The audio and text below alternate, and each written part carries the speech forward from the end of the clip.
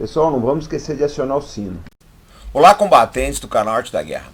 No vídeo de hoje nós vamos fazer uma análise das tensões entre os Estados Unidos e o Irã. Então a gente vai dar uma olhada no painel geral da região, tá? Por que chegou nesse ponto aí, as últimas notícias, né? E um prognóstico de alguns cenários, tá, que podem decorrer dessas tensões. Acompanhem conosco. Bom, gente, em primeiro lugar, vamos nos situar, tá? Aí tá o mapa do Oriente Médio, aqui vocês veem o Irã, vou dar uma ampliadinha aí, tá ok? O Irã é um país muito importante na região, porque ele faz fronteira com o Iraque, com o Afeganistão, tá? Dos países importantes, com o Afeganistão, tá? A Turquia, tá muito próximo aqui do Kuwait e tem uma influência direta e mútua sobre os assuntos da Arábia Saudita. O Irã tem mais ou menos 1.600.000 km². Para vocês avaliarem em termos de Brasil, seria mais ou menos o tamanho do nosso estado do Amazonas, mas com uma população de 80 milhões de habitantes, tá? Então, um país bastante populoso. Bom, gente, eu fiz um vídeo recentemente, o 592, onde eu analiso, tá, o envio da frota americana ao Golfo Pérsico aí, com um objetivo que parece ficar bem claro na cabeça de todo mundo, que é intimidar o Irã. E aí, a gente vê as mais diversas opiniões. Tem gente dizendo que vai ter uma guerra, né? Os Estados Unidos recentemente recomendaram que os funcionários não essenciais da embaixada americana em Bagdá, no Iraque, saíssem do país, né? A tensão tem se escalado, mas o que acontece é o seguinte: a gente não vê uma disposição dos dois lados, tanto dos Estados Unidos quanto do Irã, de começar um conflito. Pode ser, lógico, que isso se agrave. Nos Estados Unidos são duas forças, tá? O presidente Trump, pelo que se diz, pelo que se nota, ele quer rever, quer fazer um novo acordo nuclear com o Teherã. Ele não gostava daquele acordo do Barack Obama, ele quer fazer um dele. O John Bolton, que é o secretário especial de segurança do Trump, é um falcão, né? E ele quer a guerra, tá? É lógico que predomina a palavra do presidente da República, a vontade do presidente da República. O problema todo é que entre a vontade do Bolton e os desejos do Trump pode acontecer uma coisa inesperada. Por exemplo, um incidente mais grave da Marinha Americana e algum navio de guerra ou navio civil iraniano, tá? E as coisas saírem do controle. Isso efetivamente pode acontecer. Agora, o que se nota é uma vontade grande dos Estados Unidos também de conter o Irã na região. Porque o fato que ninguém olha é que Teherã já controla Bagdá, Damasco, Saná, que é a capital do Iêmen, tá? E Beirute. Eles controlam 4 capitais do Oriente Médio através dos seus agentes, fazem uma guerra de proxy aí. Então eles têm um controle muito grande, uma influência muito grande no Oriente Médio. Isso para os Estados Unidos não é bom, mas vamos lembrar também que a mesma administração Trump, ela se afastou recentemente do Oriente Médio, né? Agora talvez eles tenham acordado, não sei. O fato é o seguinte, gente, vocês têm que olhar uma coisa muito importante. Nem nos Estados Unidos, através dessa divisão que eu falei, dessa visão de Trump de um lado, Bolton de outro, outros assessores com outras visões também, nem no Irã, porque existem falcões e políticos favoráveis a uma negociação, em nenhum dos dois lugares, tá? A vontade é monolítica, tá? Ela tem diversas matizes, é um mosaico de ideias. E lógico que nesse mosaico pode haver pontos de consenso, isso é possível, como também é possível acontecer um conflito, a gente não sabe. A movimentação dessa frota americana é acompanhada com muita atenção por todos os especialistas.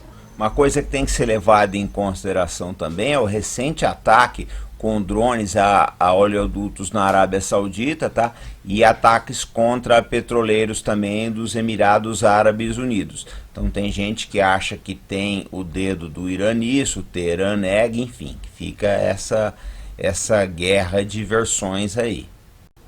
Bom, gente, agora essas notícias bombásticas que aparecem por aí, né, que os Estados Unidos vão mobilizar 120 mil homens para atacar o Irã, tá? Que o Bolton teria pedido um plano desse aí, mas ele também apareceu outro dia com um papelzinho com 5.000 soldados contra a Venezuela, né? Então é uma coisa que não dá para acreditar muito não. E essa do Irã também, falando que vai esmagar a frota americana, tudo isso, gente, faz parte da guerra de retórica do segundo escalão dos dois países, tá? Não deve ser levado muito a sério não. O importante é o que se diz nas entrelinhas. O problema todo é que são raros os analistas que têm a sensibilidade e o conhecimento de entender o que vai nas entrelinhas aí do Trump, do Khamenei ou do Rouhani, tá? Desse pessoal do alto coturno mesmo. O que essas pessoas, o que esses players dizem, tá, entre dentes, é o que está valendo nesse jogo. Bom, existem pessoas que querem comparar a situação de hoje com a situação de 1991 na Guerra do Golfo, quando Saddam invadiu o Kuwait. Gente, eu preciso lembrar que existem algumas condicionantes diferentes, né? Naquela época, a China praticamente não era um ator, tá?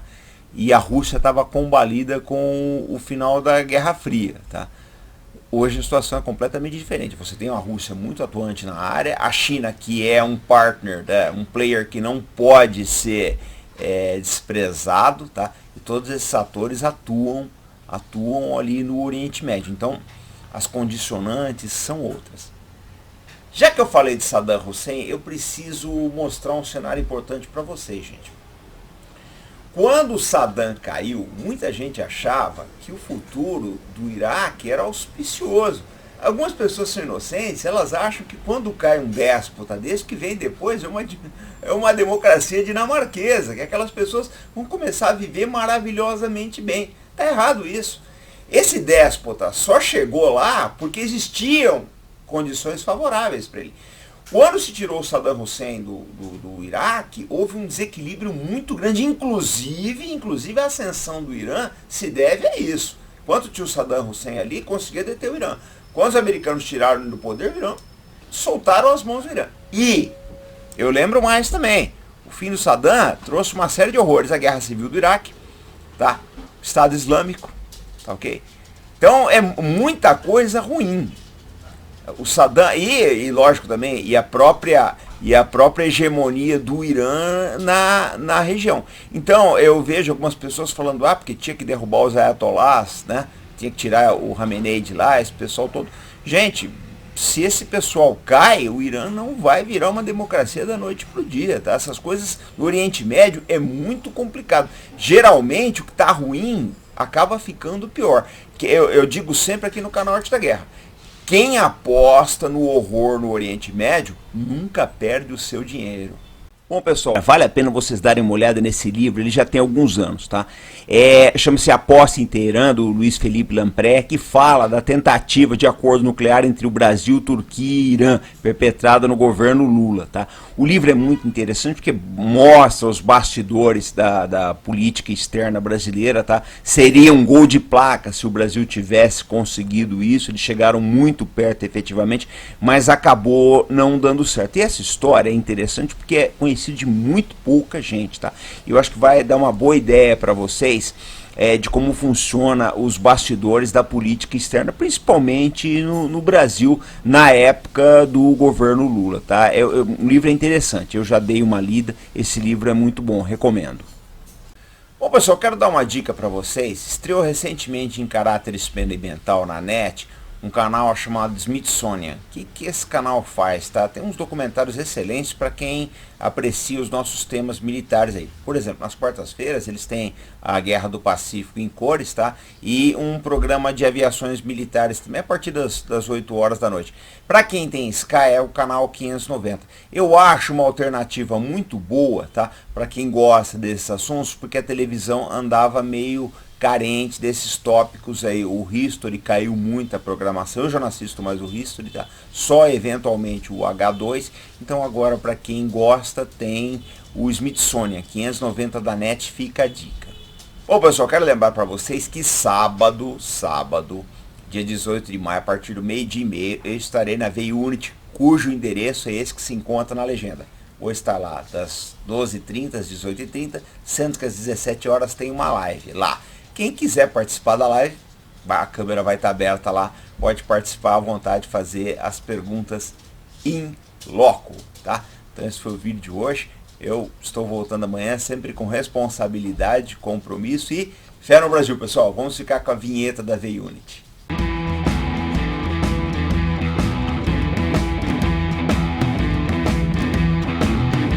E na tua passagem pelos fuzileiros navais, como é que foi isso para você? Foi realmente uma situação muito dura? Ô Vini, eu acho que se alguém disser que tira o curso especial de guerra anfíbia de letra, é um mentiroso.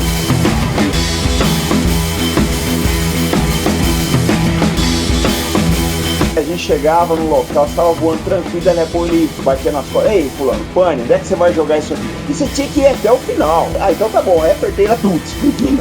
Era do comando. Entra o meu imediato na polícia. Já tá o seu comandante do batalhão. Ô, Alisson, por que vocês destruíram esse passagem?